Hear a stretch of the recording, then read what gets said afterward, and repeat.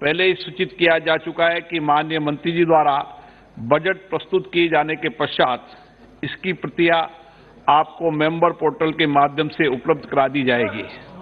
आपको ये भी सूचित किया जाता है कि माननीय वित्त मंत्री जी के बजट भाषण की प्रतियां हार्ड कॉपी के रूप में उपलब्ध कराई जाएगी। अतः बजट प्रस्तुत हो जाने के पश्चात सदस्य कृपया बजट भाषण की अपनी अपनी प्रति प्रकाशन फलक से ले सकते हैं। आइटम नंबर 1, माननीय मंत्री महोदय Shrimati Nirmala Sitharaman ji.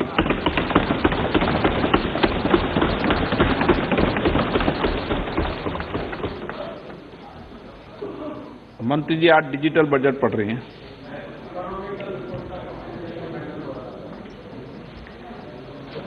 Honorable Speaker,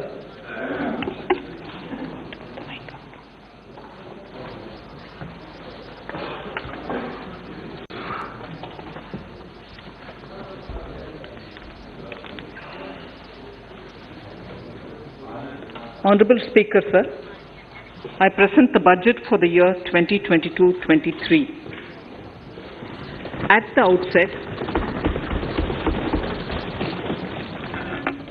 outset, sir, I want to take a moment to express my empathy for those who had to bear adverse health and economic effects of the pandemic.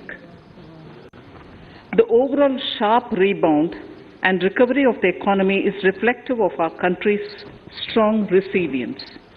India's economic growth in the current year is estimated to be 9.2%, highest among all large economies. I recognize we are in the midst of an Omicron wave with high incidence but milder symptoms. Further, the speed and coverage of our vaccination campaign has helped greatly. With an accelerated improvement of health infrastructure in the past 2 years, we are in a strong position to withstand challenges. I am confident that with Sabka Prayas, we will continue our journey with strong growth.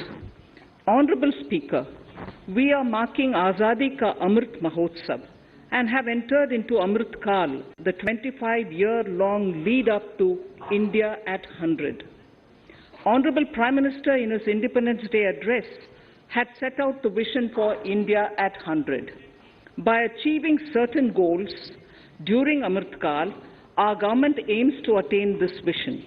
They are complementing the macroeconomic level growth focus with a microeconomic level all-inclusive welfare focus, promoting digital economy and fintech, technology-enabled development, energy transition, and climate action, and relying on virtuous cycles starting from private investment with public capital investment, helping to crowd in private investment.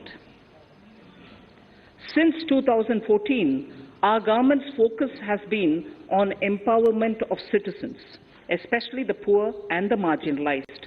Measures have included programs that have provided housing, electricity, cooking gas, and access to water.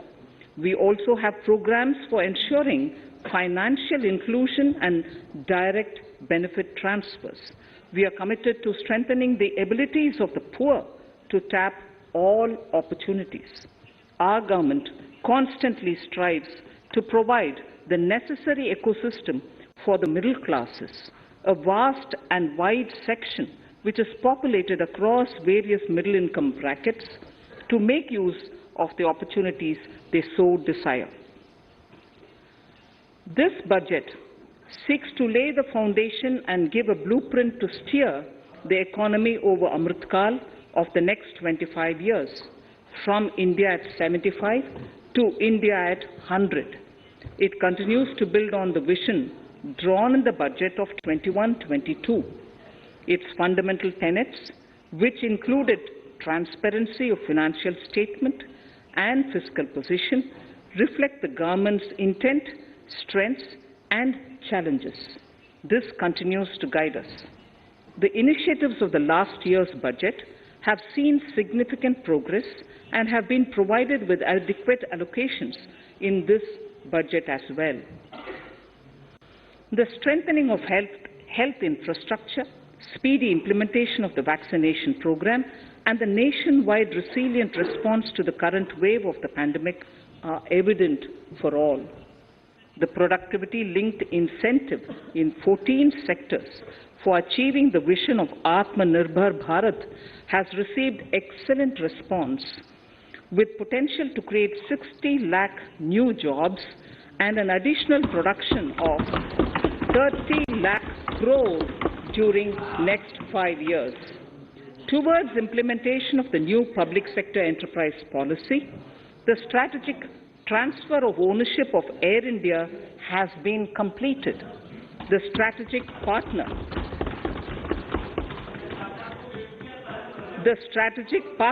for Neelachal Ispat Nigam Limited has been selected. The public issue of the LIC is expected shortly. Others too are in the process for 2022-23.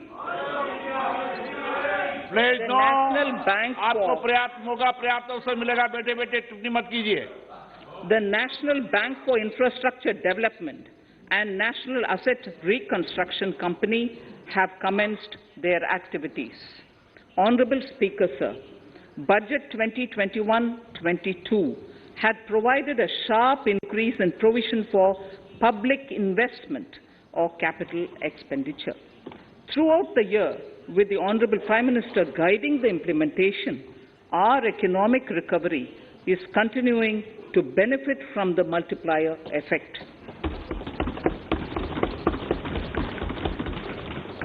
This budget continues to provide impetus for growth. It lays a parallel track of 1.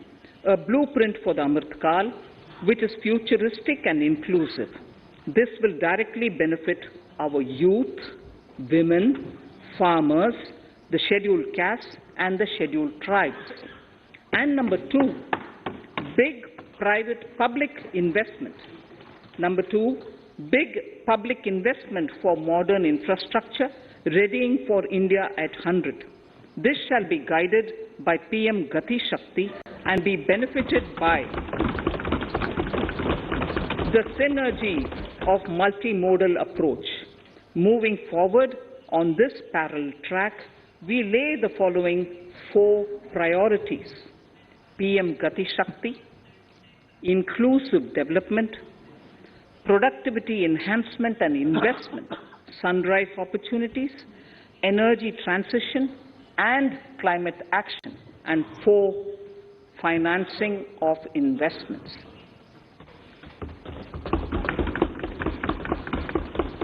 PM Gati Shakti. PM Gati Shakti is a transformative approach for economic growth and sustainable development. The approach is driven by 7 engines, namely roads, railways, airports, ports, mass transport, waterways, and logistics infrastructure. All 7 engines will pull forward the economy in unison. These engines are supported by the complementary roles of energy transmission, IT communication, bulk water and sewerage, and social infrastructure. Finally, the approach is powered by clean energy and Sabka Prayas. The efforts of the central government, the state governments, and the private sector together, leading to a huge job and entrepreneurial opportunities for all, especially the youth. PM Gati Shakti Master Plan, National Master Plan. The scope of PM Gati Shakti National Master Plan will encompass the 7 engines for economic transformation, seamless multimodal connectivity, and logistics efficiency. It will also include the infrastructure development by the state governments as per Gati Shakti Master Plan. The focus will be on planning, financing, including through innovative ways, use of technology, and speedier implementation. The projects pertaining to these 7 engines in the national infrastructure pipeline will be aligned with PM Gati Shakti framework. The touchstone of the master plan will be world-class modern infrastructure and logistics synergy among different modes of movement, both of people and goods, and location of projects. This will help raise the productivity and accelerate economic growth and development. Road transport. PM Gati Shakti Master Plan for expressways will be formulated in 22-23 to facilitate faster movement of people in 2022-23. 20,000 crores of rupees will be mobilized through innovative ways of financing to complement the public resources. The data exchange among all mode operators will be brought on unified logistics interface platform, designed for application programming interface. This will provide for efficient movement of goods through different modes, reducing logistics cost and time, assisting just-in-time inventory management, and in eliminating tedious documentation. Most importantly, this will provide real-time information to all stakeholders and improve international competitiveness. Open source mobility stack for organizing seamless travel of passengers will also be facilitated.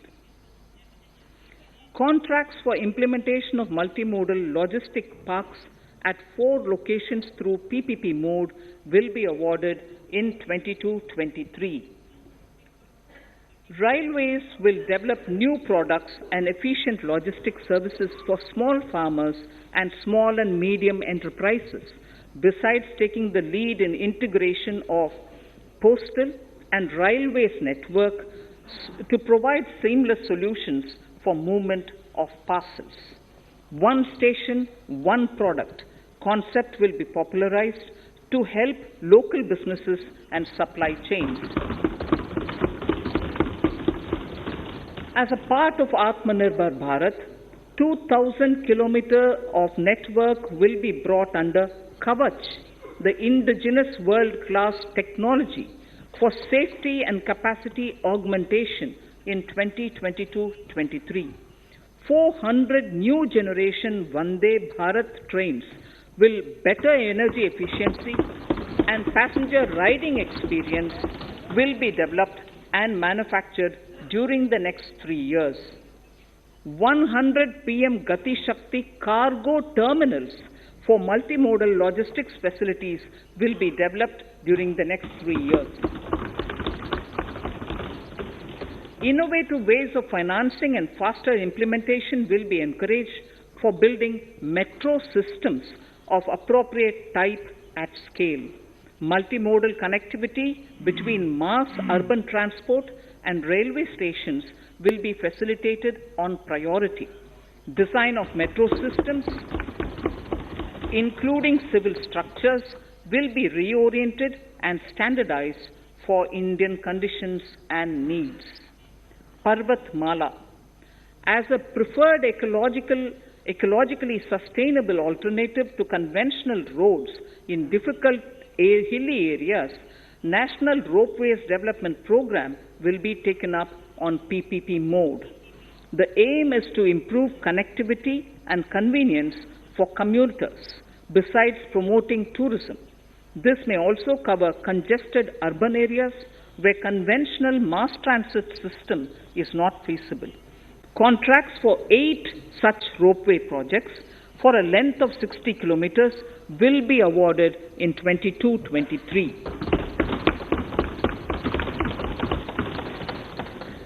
With technical support from the Capacity Building Commission, central ministries, state governments, and their infra agencies will have their skills upgraded.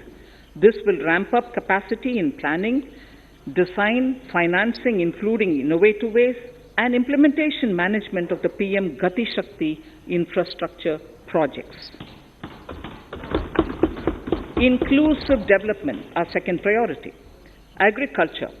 The procurement of wheat in Rabi 21-22 and the estimated procurement of paddy in Kharif 21-22 will cover 1,208 lakh metric tons of wheat and paddy from 163 lakh farmers, and 2.37 lakh crores will be the direct payment of MSP value to their accounts. Chemical-free natural farming will be promoted throughout the country. with a focus on farmers' lands in 5-kilometer wide corridors along the river Ganga at the first stage. 2023 has been announced as the International Year of Millets. Support will be provided for post-harvest value addition, enhancing domestic consumption, and for branding millet products nationally and internationally. To reduce our dependence on import of oil seeds, a rationalized and comprehensive scheme to increase domestic production of oil seeds will be implemented. For delivery of digital and high-tech services to farmers, with involvement of public sector research and extension institutions, along with private agri-tech players and stakeholders of agri-value chains, a scheme in PPP mode will be launched.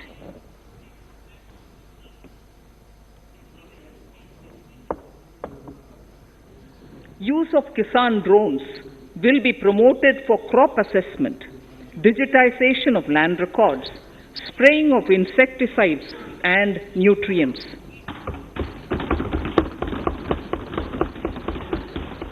States will be encouraged to revise syllabi of agricultural universities to meet the needs of natural, zero budget, and organic farming, modern day agriculture, value addition, and management. A fund with blended capital raised under the co-investment model will be facilitated through the NABARD. This is to finance startups for agriculture and rural enterprise relevant for farm produce value chain.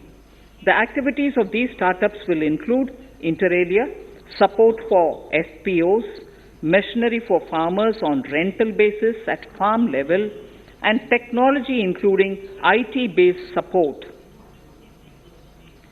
The implementation of the Ken-Betwa link project at an estimated cost of 44,605 crores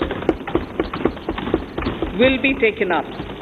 This is aimed at providing irrigation benefits to 9.0 lakh hectare of farmers' lands, drinking water supply to 62 lakh people, 103 megawatt of hydro, 27 megawatt of solar power, allocations of 4,300 crores of rupees in the RE 21-22 and 1,400 crores of rupees in 22-23 have been made for this project.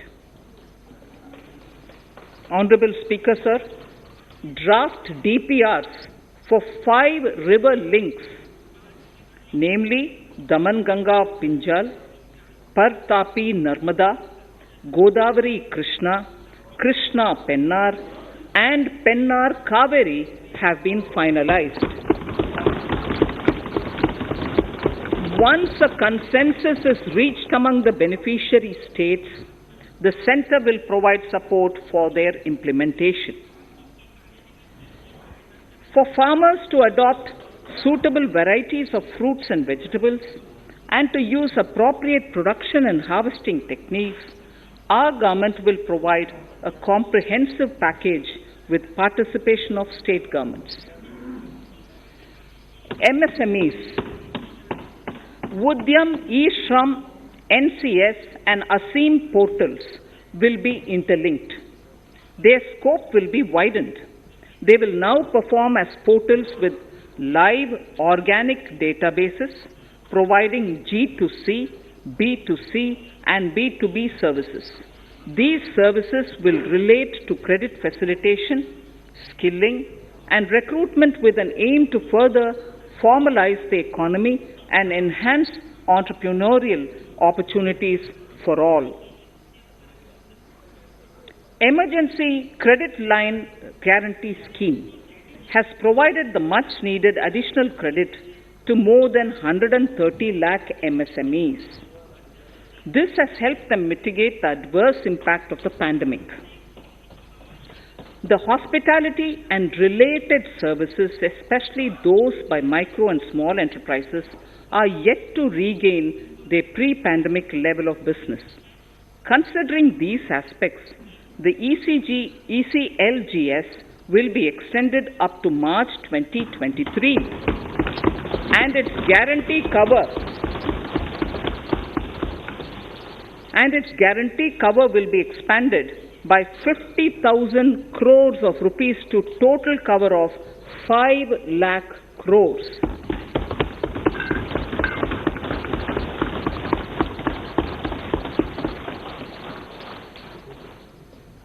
With the additional amount being earmarked exclusively for the hospitality and related sectors. Credit Guarantee Trust for Micro and Small Enterprises, CGT-MSE, scheme will be revamped with required infusion of funds. This will facilitate additional credit of 2 lakh crore for micro and small enterprises and expand employment opportunities.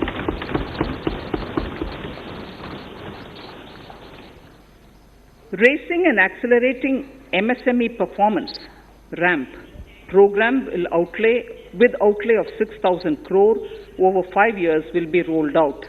This will help MSME sector become more resilient, competitive, and efficient.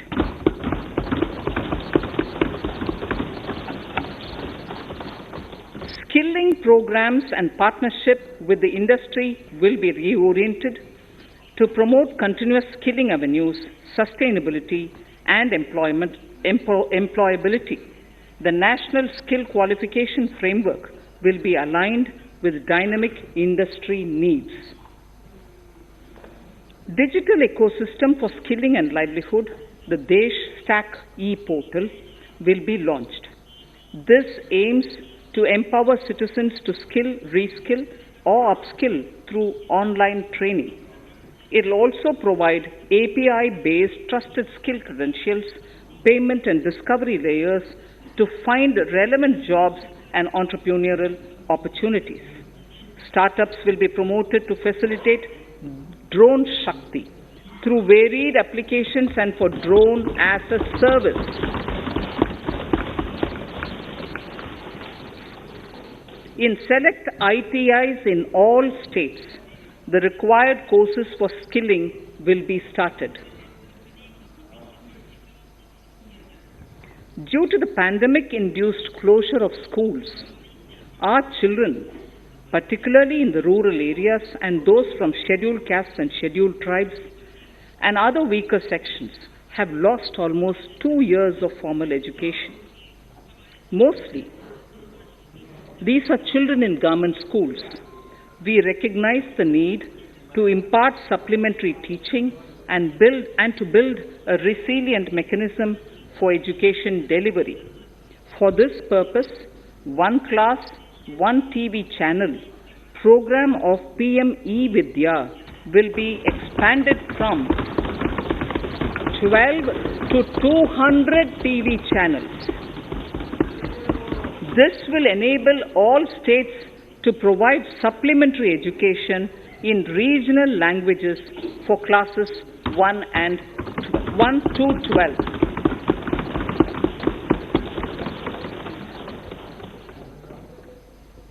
High-quality e-content in all spoken languages will be developed for delivery via internet, mobile phones, TV, and through radio and through digital teachers.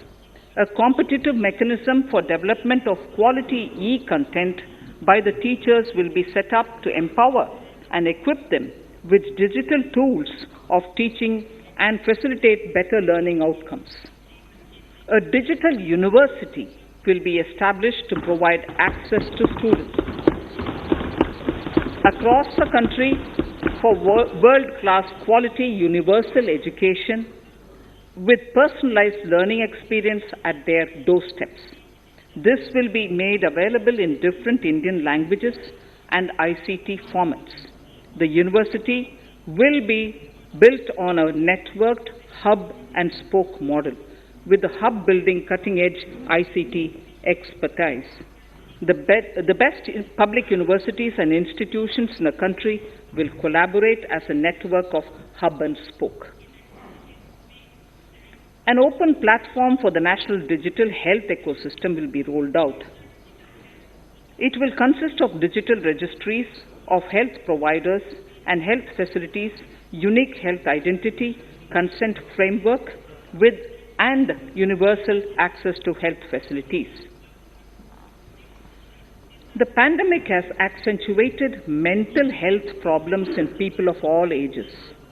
To better the access to quality mental health counseling and care services, a national Tele mental health program will be launched.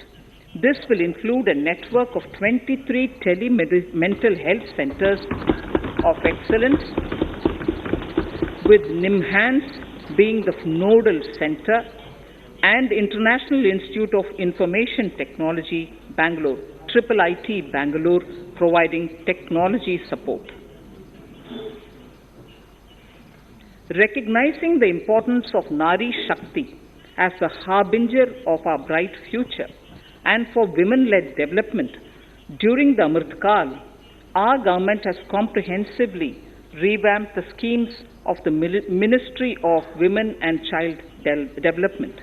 Accordingly, 3 schemes, namely Mission Shakti, Mission Vatsalya, Saksham Anganwadi and Poshan 2.0 were launched recently to provide integrated benefits to women and children. Saksham Anganwadis are a new generation Anganwadis that have better infrastructure and audio-visual aids, powered by clean energy and providing improved environment for early childhood development. 2 lakh Anganwadis will be upgraded under this scheme. Current coverage of Har Ghar Nal Se Jal is 8.7 crores. Of this, 5.5 crore households were provided tap water in last 2 years itself. Allocation of 60,000 crores of rupees has been made with an aim to cover 3.8 crore households in 2022 and 23. In 22-23, 80 lakh houses will be completed for the identified eligible beneficiaries of the PM Awas Yojana, both rural and urban. 48,000 crores is allotted for this purpose. The central government will work with the state governments for reduction of time required for all land and construction related approvals, for promoting affordable housing for middle class and for the economically weaker sections in urban areas. We shall also work with the financial sector, regulators, to expand access to capital along with reduction in cost of intermediaries. A new scheme, Prime Minister's Development Initiative for the Northeast, will be implemented through the Northeastern Council. It will fund infrastructure in the spirit of PM Gati Shakti and social development projects based on felt needs of the Northeast. This will enable livelihood activities for youth and women, filling the gaps in various sectors. It will not be a substitute for existing central or state schemes. While the central ministries may also post their candidate projects, priority will be given to those posted by the states. An initial allocation of 1,500 crores of rupees will be made, and the initial list of projects is given in Annexure 1 of my speech. Our vision to improve the quality of life of citizens in the most backward districts of the country through Aspirational Districts program has been translated into reality in a very short span of time. 95% of those 112 districts have made significant progress in key sectors such as health, nutrition, financial inclusion and basic infrastructure. They have surpassed even some of the state average values.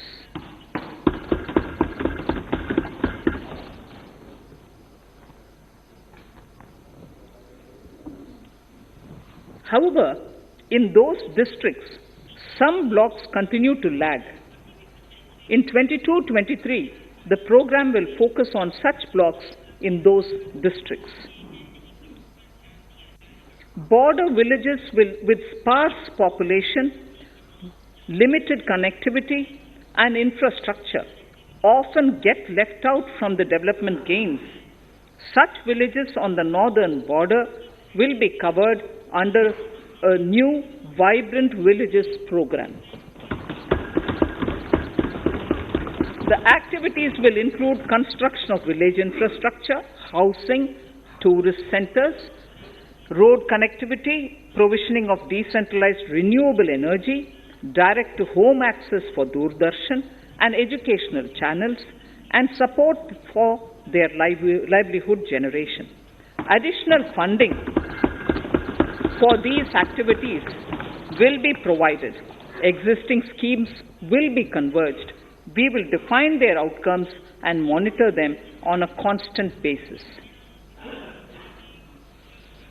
In 2022, 100% of 1.5 lakh post offices will come on the core banking system, enabling financial inclusion and access to accounts through net banking, mobile banking, ATMs, and also provide online transfer of funds between post office accounts and bank accounts.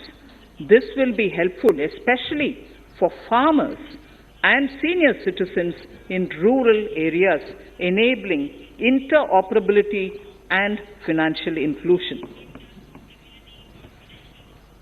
Honorable Speaker, sir, in recent years, digital banking, digital payments, and fintech innovations have grown at a rapid pace in the country.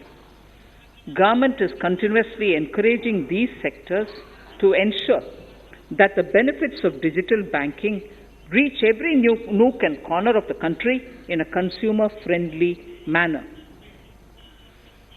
Taking forward this agenda and to mark 75 years of our independence, it is proposed to set up 75 digital banking units in 75 districts of the country by scheduled commercial banks. The financial support for digital payment ecosystem announced in the previous budget will continue in 22-23 as well. This will encourage further adoption of digital payments. There will also be a focus to promote use of payment platforms that are economical and user-friendly. Sir, I move to the next priority. In recent years, over 25,000 compliances were reduced and nearly 1,500 union laws were repealed. This is the result of our government's strong commitment for minimum government and maximum governance.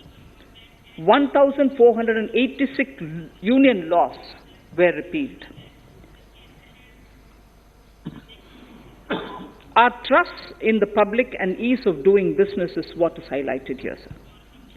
For the Amrit Kal, the next phase of ease of doing business 2.0 and ease of living will be launched. In our endeavor to improve productive efficiency of capital and human resources, we will follow the idea of trust-based governance. The new phase will be guided by an active involvement of the states, digitization of manual processes and interventions, integration of the central and state level systems through IT bridges, a single point access for all citizen-centric services, and standardization and removal of overlapping compliances, crowdsourcing of suggestions and ground-level assessment of the impact with active involvement of citizens and businesses will be encouraged. A single window portal Parivesh for all green clearances was launched in 2018. It has been instrumental in reducing the time required for approvals significantly. The scope of this portal will be expanded to provide information to the applicants based on location of units. Information about specific approvals will be provided. It will enable application for all 4 approvals through a single form and tracking of the process through Centralized Processing Center Green, CPC Green. E-passports. The issuance of e-passports using embedded chip and futuristic technology will be rolled out in 22-23 to enhance the convenience for the citizens in their overseas travel. By the time of India at 100, nearly half our population is likely to be living in urban areas. To prepare for this, orderly urban development is of critical importance. This will help realize the country's economic potential, including livelihood opportunities for the demographic dividend. For this, on the one hand, we need to nurture the megacities and their hinterlands to become current centers of economic growth. On the other, we need to facilitate Tier 2 and Tier 3 cities to take on the mantle in the future. This would require us to reimagine our cities into centers of sustainable living with opportunities for all, including women and our youth. For this to happen, urban planning cannot continue with a business-as-usual approach. We plan to steer a paradigm change. A high-level committee of reputed urban planners, urban economists, and institutions will be formed to make recommendations on urban sector policies, capacity building, planning, implementation, and governance. For urban capacity building, support will be provided to the states. Modernization of building bylaws, town planning schemes, transit-oriented development will be implemented.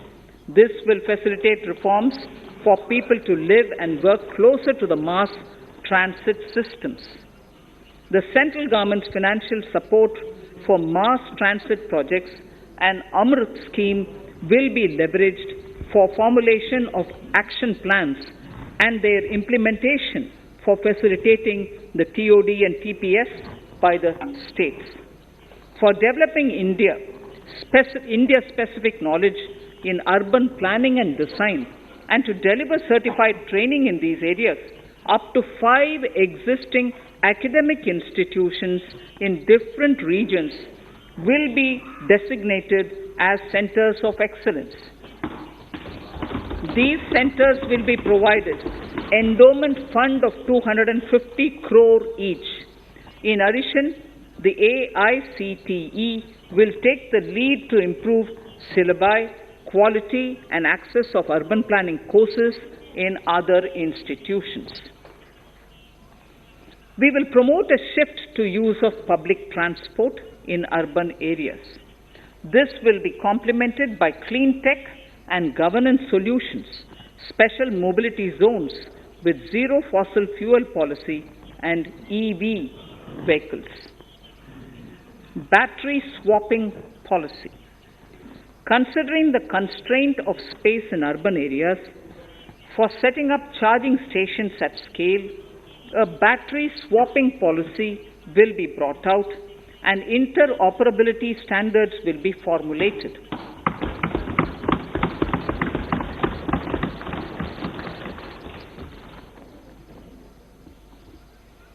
The private sector will be encouraged to develop sustainable and innovative business models for battery or energy as a service.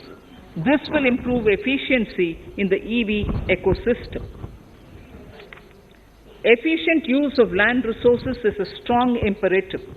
States will be encouraged to adopt unique land parcel identification number to facilitate IT-based management of records.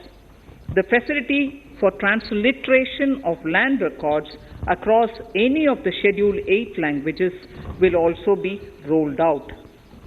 The adoption of linkage with National Generic Document Registration System (NGDRS) with the One Nation, One Registration software will be promoted as an option for uniform process of registration and anywhere registration of deeds and documents.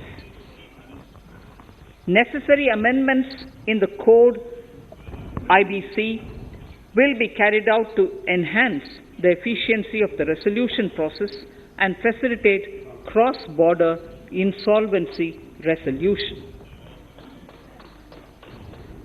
Accelerated corporate exit. Several IT-based systems have been established for accelerated registration of new companies. Now the Center for Processing Accelerated Corporate Exit, CPACE, will process re-engineering, will be established to facilitate and speed up the voluntary winding up of these companies from the currently required 2 years to less than 6 months. Government procurement. Government rules have recently been modernized for the needs of Amritkal. The new rules have benefited from the inputs from various stakeholders. The modernized rules allow use of transparent quality criteria besides cost and evaluation of complex tenders. Provisions have been made for payment of 75% of running bills mandatorily within 10 days and for encouraging settlements of disputes through conciliation.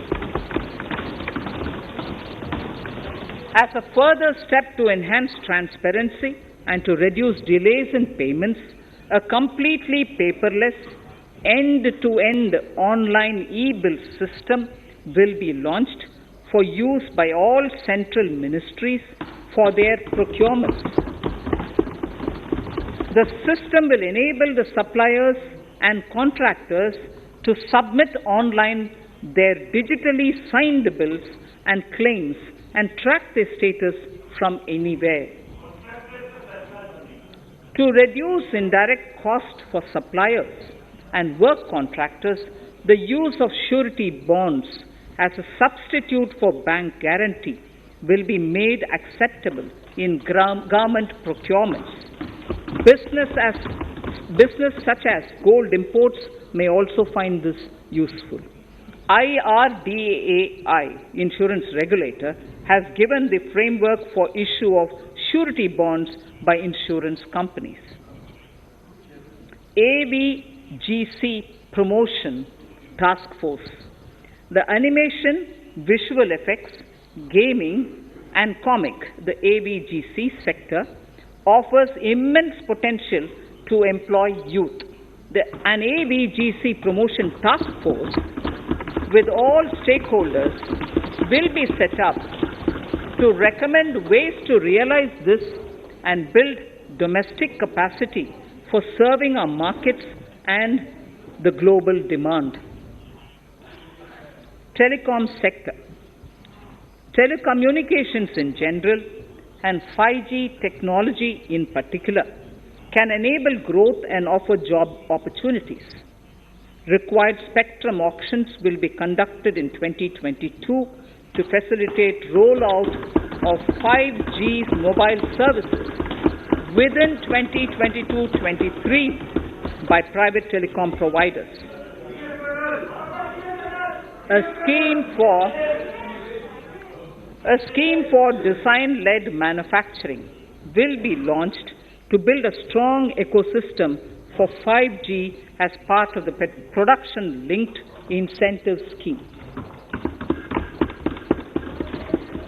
To enable affordable broadband and mobile service proliferation in rural and remote areas, 5% of annual collections under the Universal Service Obligation Fund will be allocated. This will promote R&D and commercialization of technologies and solutions.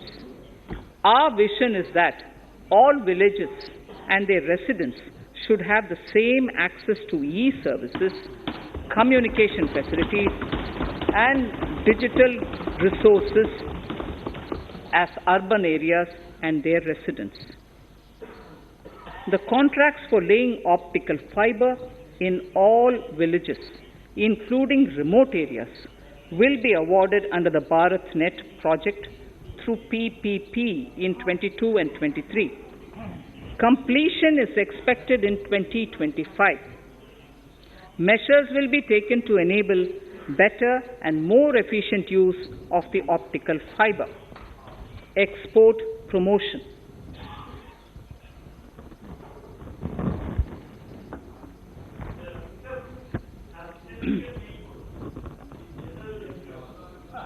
The Special Economic Zones Act will be replaced with a new legislation that will enable the states to become partners in development of enterprise and service hubs.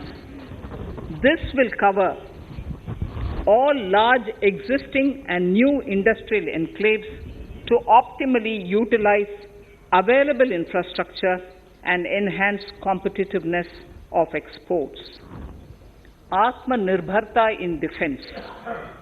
Our government is committed to reducing imports and promoting Atmanirbharta in equipment for the armed forces.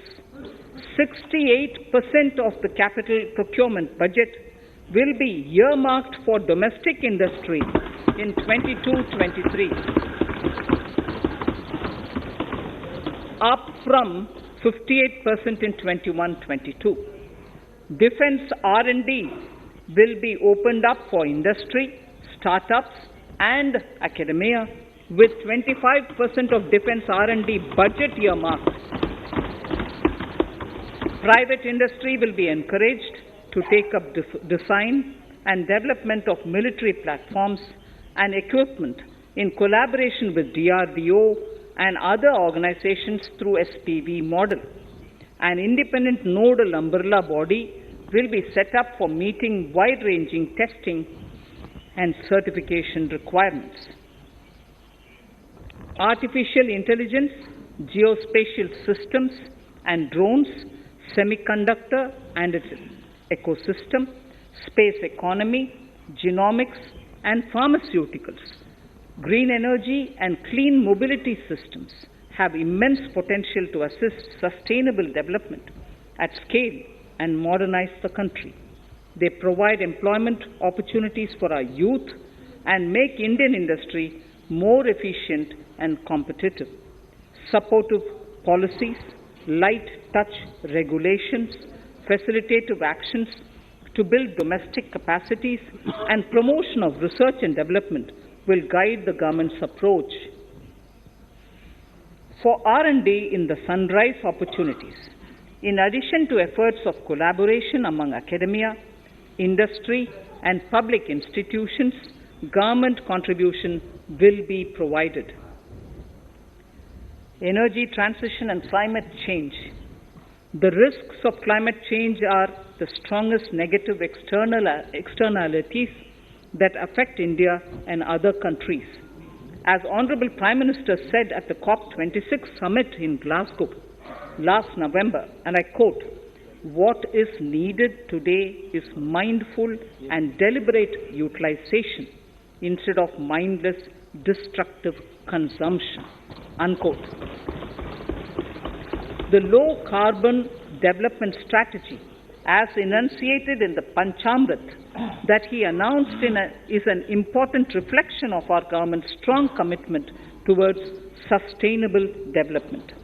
The strategy opens up huge employment opportunities and will take the country on a sustainable development path. This budget proposes several near-term and long-term actions accordingly. Solar power.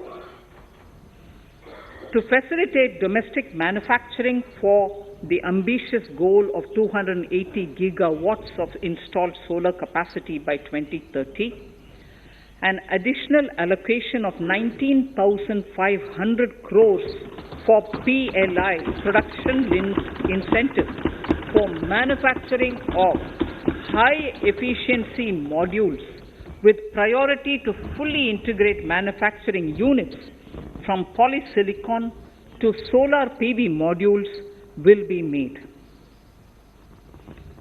Honorable Speaker, sir, the circular economy transition is expected to help in productivity enhancement as well as creating large opportunities for new businesses and jobs.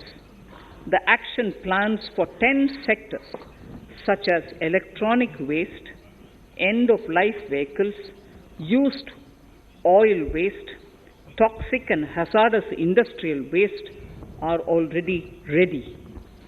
The focus will now be on addressing important cross-cutting issues of infrastructure, reverse logistics, technology upgradation, and integration with informal sector. This will be supported by active public policies covering regulations, extended producers' responsibilities, framework, and innovation facilities. 5 to 7% biomass pellets will be co-fired in thermal power plants, resulting in carbon dioxide savings of 38 MMT annually. This will also provide extra income to farmers and job opportunities to locals and help avoid stubble burning in agricultural fields. Saving energy is an important aspect of the energy management. Hence, energy efficiency and savings measures will be promoted. This will be done in large commercial buildings through the energy service company business model. It will facilitate capacity building and awareness for energy audits, performance contracts, and common measurement of and verification protocol. 4 pilot projects for coal gasification and conversion of coal into chemicals required for the industry will be set up to evolve technical and financial viability. The policies and required legislative changes to promote agroforestry and private forestry will be brought in.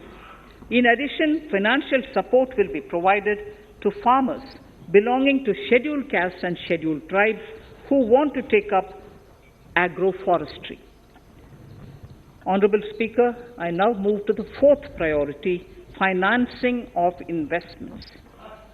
Capital investment holds the key to speedy and sustainable economic revival and consolidation through its multiplier effect. Capital investment also helps in creating employment opportunities, induced enhanced demand for manufactured input from large industries and MSMEs, services from professionals, and help farmers through better agri-infrastructure. The economy has shown strong resilience to come out of the effects of the pandemic with high growth. However, we need to sustain that level to make up for the setback of 2020-2021. As outlined in para 5 earlier, the virtuous cycle of investment requires public investment to crowd in private investment. At this stage, private investments seem to require that support to rise to their potential and to the needs of the economy. Public investment must continue to take the lead and prime the private investment and demand in 2022-23. Considering the above imperative, the outlay for capital expenditure in the union budget is once again being stepped up sharply by 35.4% from 5.54 lakh crore in the current year to 7.50 lakh crores in 22-23. This has increased to more than 2.2 times the expenditure of 2019-20. This outlay in 22-23 will be 2.9% of the GDP. effective capital expenditure. With this investment taken together with the provision made for creation of capital assets through grants and aid to states, the effective capital expenditure of the central government is estimated at 10.68 lakh crores in 22-23, which will be about 4.1% of the GDP. Green bonds. As a part of the government's overall market borrowings in 22-23, sovereign green bonds will be issued for mobilizing resources for green infrastructure. The proceeds will be deployed in public sector projects which help in reducing the carbon intensity of the economy. GIFT IFSC. World-class foreign universities and institutions will be allowed in the GIFT city to offer courses in the financial management, fintech, science, technology, engineering, and mathematics, free from domestic regulations, except those by the IFSCA, to facilitate availability of high-end human resources for financial services and technology. An international arbitration center will be set up in the GIFT city for timely settlement of disputes under international jurisprudence. Services for global capital for sustainable and climate finance in the country will be facilitated in the GIFT city. Infrastructure status. Data centers and energy storage systems, including dense charging infrastructure and grid-scale battery systems, will be included in the harmonized list of infrastructure. This will facilitate credit availability for digital infrastructure and clean energy storage. Venture capital and private equity invested more than 5.5 lakh crores last year, facilitating one of the largest startup growth system. Scaling up this investment requires a holistic examination of regulatory and other frictions. An expert committee will be set up to examine and suggest appropriate measures. Government-backed funds, NIIF and SIDBI, Fund of Funds, have provided scale capital, creating a multiplier effect. For encouraging important sunrise sectors such as climate action, deep tech, digital economy, pharma, and agri-tech, the government will promote these thematic funds for blended finance, with the government share being limited to 20% and the funds being managed by private fund managers. For financing the infrastructure needs, the stepping up of public investment will need to be complemented by private capital at a significant scale. Measures will be taken to enhance financial viability of projects, including PPP, with technical and knowledge assistance from multilateral agencies. Enhancing financial viability shall also be obtained by adopting global best practices, innovative ways of financing, and balanced risk allocation. Digital rupee.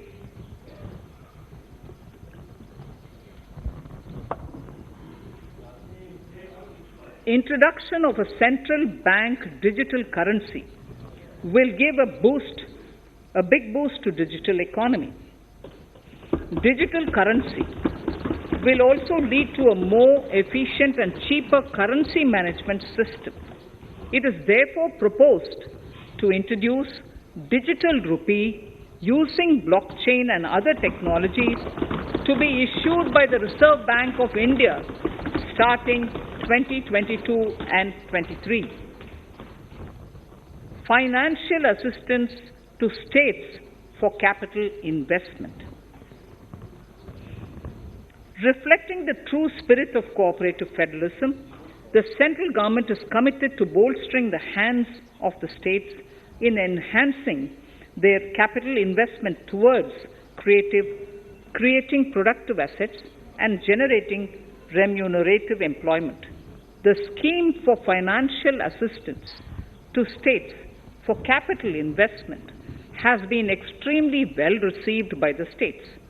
In deference to the requests received during my meeting with the chief ministers and state finance ministers, the outlay for this scheme is being enhanced from 10,000 crores in the budget estimates to 15,000 crores in the revised estimates for the current year.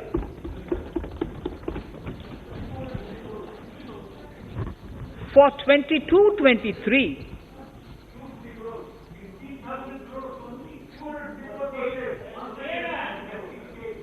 I'll repeat that sentence for the benefit of many of our honourable members. In deference to the requests received during my meeting with chief ministers and state finance ministers, the outlay for this scheme is being enhanced from 10,000 crores in the BE to 15,000 crores, 15,000 crores in the RE of the current year. For 22-23, the allocation is 1 lakh crores to assist the states in catalyzing the overall investments in the economy. These 50-year interest-free loans are over and above the normal borrowings allowed to the states,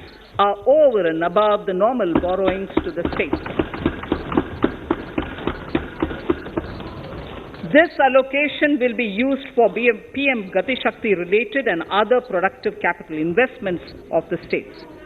It will also include components for supplemental funding for priority segments of PM Gram Sadak Yojana, including support for the state share, digitization of the economy, including digital payments and completion of OFC network, and reforms related to building bylaws, town planning schemes, transit-oriented development, and transferable development rights.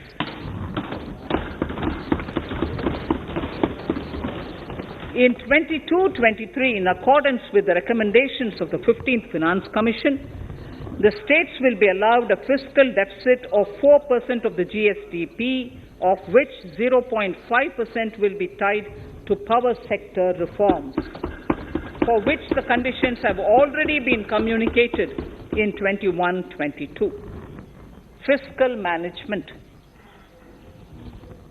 As against a total expenditure of 34.83 lakh crores of rupees projected in the BE 21-22, the revised estimate is 37.70 lakh crores. The revised estimate of capital expenditure is 6.3 lakh crores of rupees. This includes an amount of 51,971 crores towards settlement of outstanding guaranteed liabilities of Air India and its other sundry commitments. Coming to the budget estimates, Honourable Speaker, sir, the total expenditure in 22-23 is estimated at 39.45 lakh crores, while the total receipts other than borrowings are estimated at 22.84 lakh crores of rupees.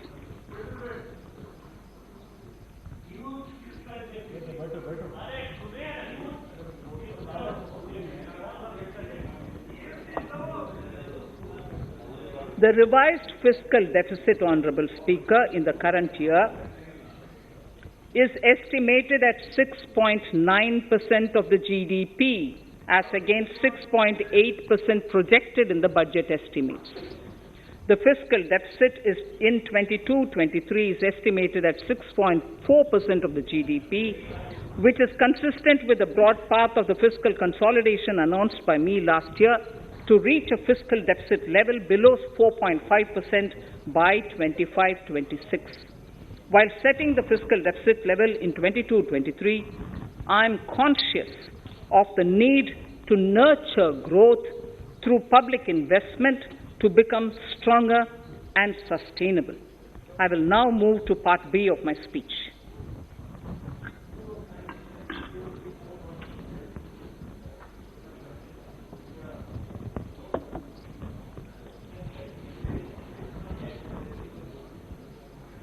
Direct tax. Honorable Speaker, sir, I take this opportunity to thank all the taxpayers of our country who have contributed immensely and strengthened the hands of the government in helping their fellow citizens in this hour of need. So I have brought in a little verse from the Mahabharata. I won't spend more time reading because I would like the speech to get enough time. However, the substance of it is the king must make arrangements for yoga kshema, which is the welfare of the populace, by way of abandoning any laxity and by governing the state in line with dharma, along with collecting taxes which are in consonance with dharma. This is Mahabharata Shanti Parva Adhyaya, Shloka 11 from 72. Drawing wisdom from our ancient texts, we continue on the path to progress. The proposals in this budget, while continuing with our declared policy of stable and predictable tax regime, intend to bring more reforms that will take ahead our vision to establish a trustworthy tax regime. This will further simplify the tax system, promote voluntary compliance by taxpayers, and reduce litigation. Introducing new updated return. India is growing at an accelerated pace and people are undertaking multiple financial transactions. The Income Tax Department has established a robust framework of reporting of taxpayers' transactions. In this context, some taxpayers may realize that they have committed omissions or mistakes in correctly estimating their income for tax payment. To provide an opportunity to correct such errors, I am proposing a new provision permitting taxpayers to file an updated return on payment of additional tax. This updated return can be filed within 2 years from the end of the relevant assessment year.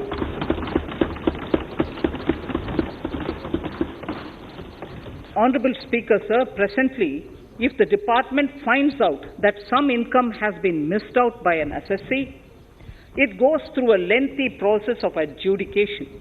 Instead, with this proposal now, there will be a trust repost in the taxpayers that will enable the assessee herself to declare the income that she may have missed out earlier while filing her return. Full details of the proposal are given in the finance bill. It is an affirmative step in the direction of voluntary compliance.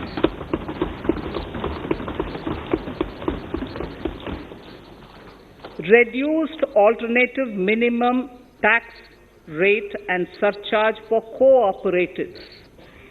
Currently, cooperative societies are required to pay alternate minimum tax at the rate of 18 and 1.5%. However, companies pay the same rate, the same, which is the alternate minimum tax, at the rate of 15%. To provide a level playing field between cooperative societies and companies, I propose to reduce this rate for the cooperative societies also to 15%. Honorable Speaker, sir, I also propose to reduce the surcharge on cooperative societies from the present 12% to 7% for those having total income of more than 1 crore and up to 10 crores. This would help in enhancing income of cooperative societies and its members who are mostly from the rural and from farming communities. Tax relief to persons with disability. The parent or guardian of a differently abled person can take an insurance scheme for such person. The present law provides for deduction to the parent or guardian only if the lump sum payment or annuity is available to the differently abled person on the death of the subscriber, that is the parent or the guardian. There could be situations where the differently abled dependent may need payment of annuity or lump sum amount even during the lifetime of their parent or guardian. I propose thus to allow the payment of annuity and lump sum amount to the differently abled dependent during the lifetime of the parent and guardians, that is parent or guardians, attaining the age of 60 years.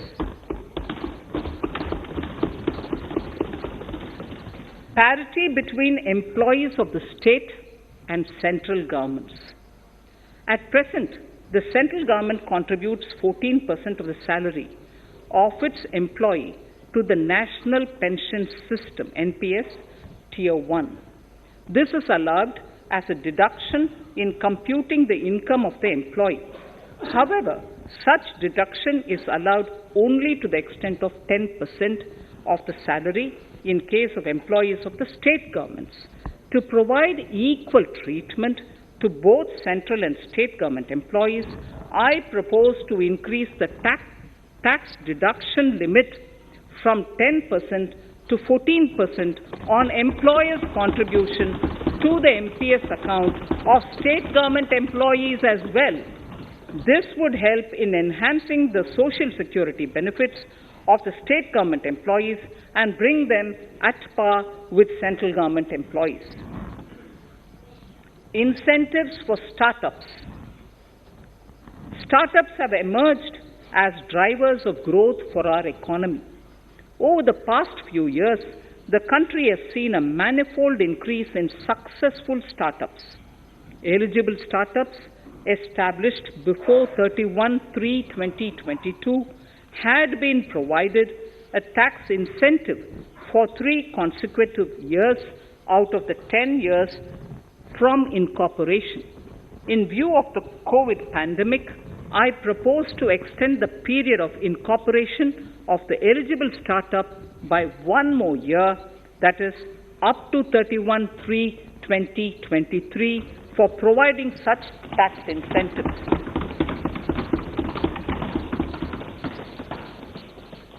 Incentives for newly incorporated manufacturing entities under concessional tax regime.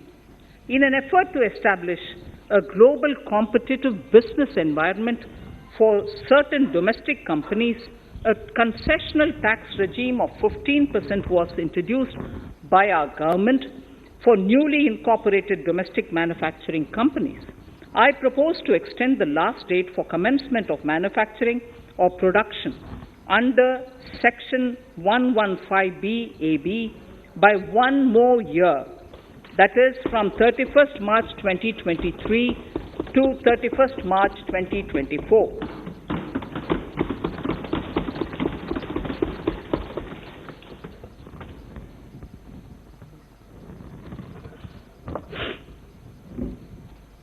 Scheme for taxation of virtual digital assets. There has been a phenomenal increase in transaction in virtual digital assets. The magnitude and frequency of these transactions have made it imperative to provide for a specific tax regime. Accordingly, for the taxation of virtual digital assets, I propose to provide that any income from transfer of any virtual digital asset shall be taxed at the rate of 30%, 30%. No deduction in respect of any expenditure or allowance shall be allowed while computing such income except cost of acquisition. Further, loss from transfer of virtual digital asset cannot be set off against any other income. Further, in order to capture the transaction details, I also propose to provide for TDS on payment made in relation to transfer of virtual digital asset at the rate of 1% of such consideration above a monetary threshold. Gift of virtual digital asset is also proposed to be taxed in the hands of the recipient.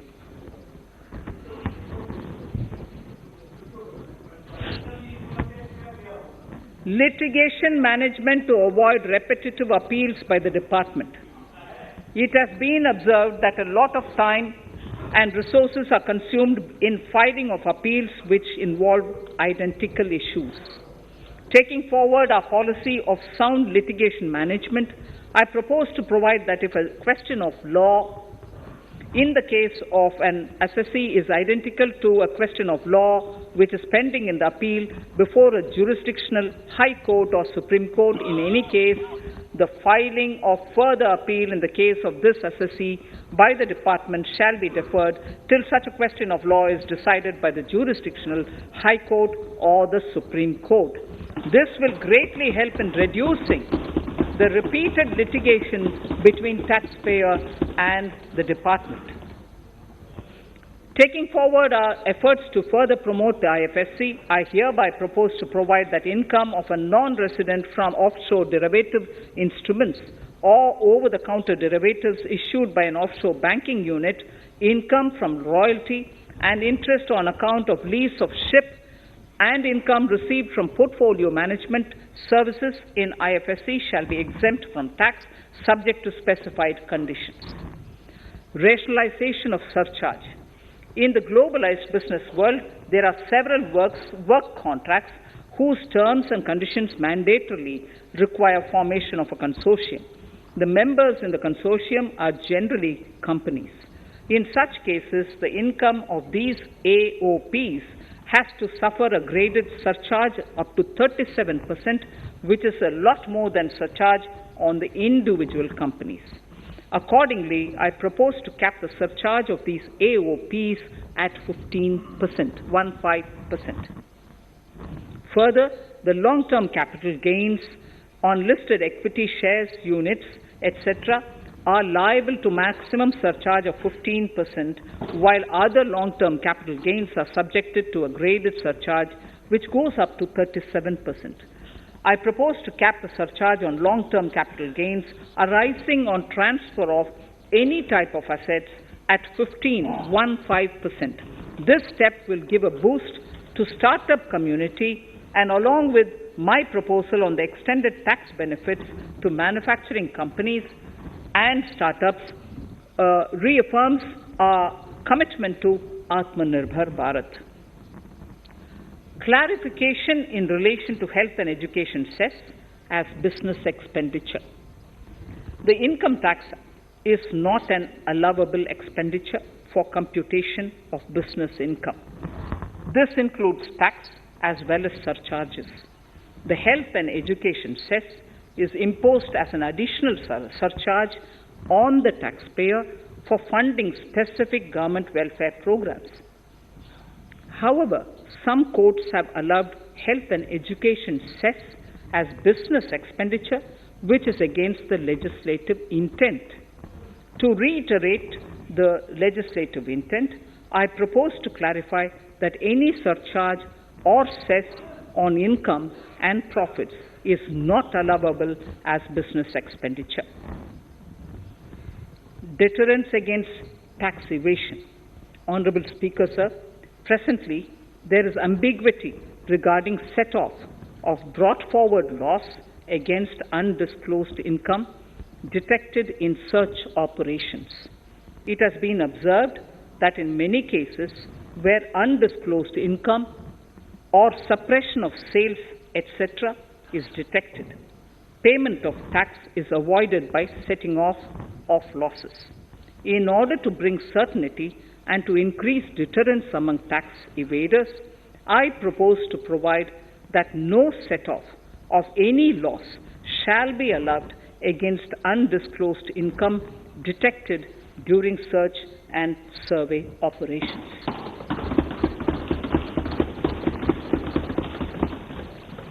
It has been noticed that as a business promotion strategy, there is a tendency on businesses to pass on benefits to their agents. Such benefits are taxable in the hands of the agents. In order to track such transactions, I propose to provide for tax deduction by the person giving benefits if the aggregate value of such benefits exceeds 20,000 rupees during the financial year. A few other changes are being made, the details of which are there in the finance bill. Indirect taxes. So remarkable progress in GST. GST has been a landmark reform of independent India, showcasing the spirit of cooperative federalism. While aspirations were high, there were huge challenges too. These challenges were overcome deftly and painstakingly under the guidance and the oversight of the GST Council. Electronics. Electronic manufacturing has been growing rapidly. Customs duty rates are being calibrated to provide a graded rate structure to facilitate domestic manufacturing of wearable devices, hearable devices, and electronic smart meters. Duty concessions are being given to parts of transformer of mobile phone chargers and camera lens of mobile camera module and certain other such items. This will enable domestic manufacturing of high-growth electronic items. Gems and jewelry. To give a boost to the gems and jewelry sector, customs duty on cut and polished diamonds and gemstones is being reduced to 5%.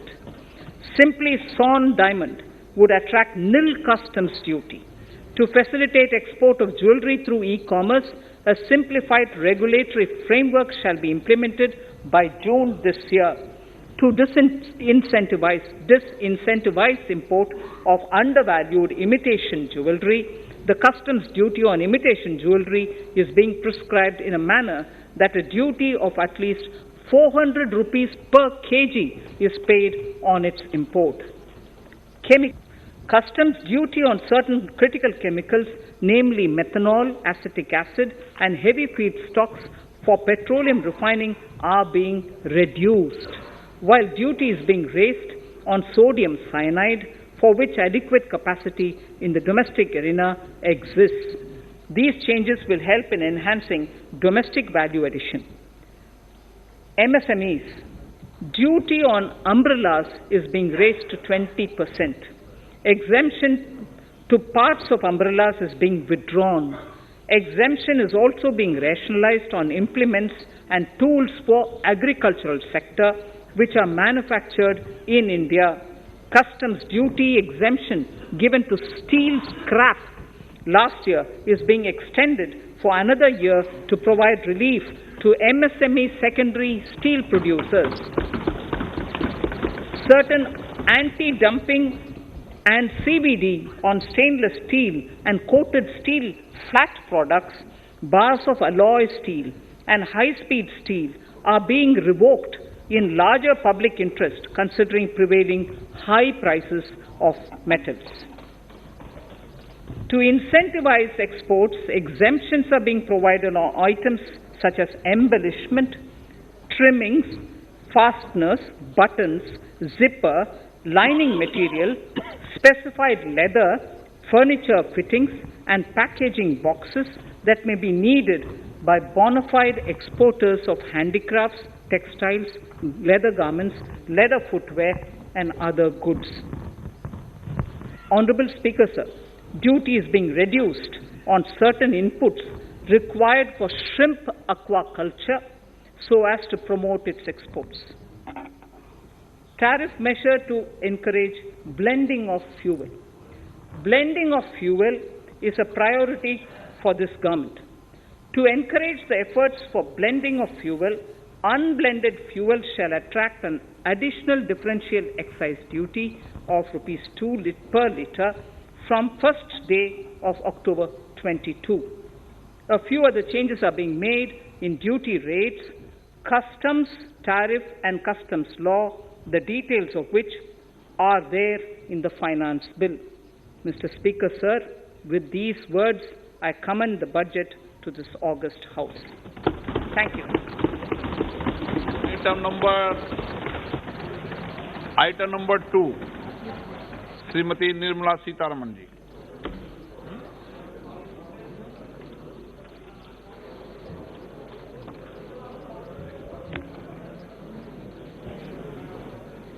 Sir, with your permission, I rise to lay on the table the following statements under Section 3(1) of the Fiscal Responsibility and Budget Management FRBM Act 2003, Medium-Term Fiscal Policy cum Fiscal Policy Strategy Statement and Macroeconomic Framework Statement. Item number 3, वित्त विधेयक 2020, Nirmala Sitharaman ji. Sir, item number 3, Finance Bill.